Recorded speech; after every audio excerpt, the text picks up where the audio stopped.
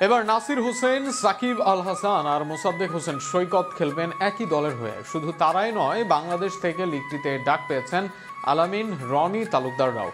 একের পর এক দলে যুক্ত হচ্ছেন সাকিব। জাতীয় দল থেকে বাদ পড়ে যেন লিগ খেলার রাস্তাটা আরও বেড়ে গেছে এই পোস্টার বয়।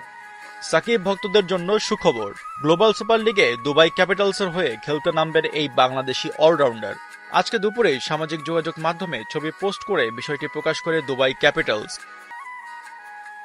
দক্ষিণ আফ্রিকার স্পিনার কেশব মহারাজ চোটের দরুন খেলতে না পারায় দলে সুযোগ মিলেছে সাকিব আল হাসানের। দুবাই ক্যাপিটালস ভারতীয় জিএমআর গ্রুপের মালিকানাধীন, যারা আইপিএল এর ফ্র্যাঞ্চাইজি দিল্লি ক্যাপিটালসেরও কো-ওনার। এই দলের হয়ে আইপিএল খেলেছেন মোস্তাফিজুর রহমান। সাকিব এবার প্রথমবারের মতো খেলতে যাচ্ছেন গ্লোবাল সুপার লিগ। তাকে সর্বশেষ খেলতে দেখা গিয়েছিল পাকিস্তান সুপার লিগে লাহোর কালান্দার্সের হয়ে। আগামী বৃহস্পতিবার শুরু হতে যাচ্ছে জিএসএল এর উদ্বোধনী ম্যাচ।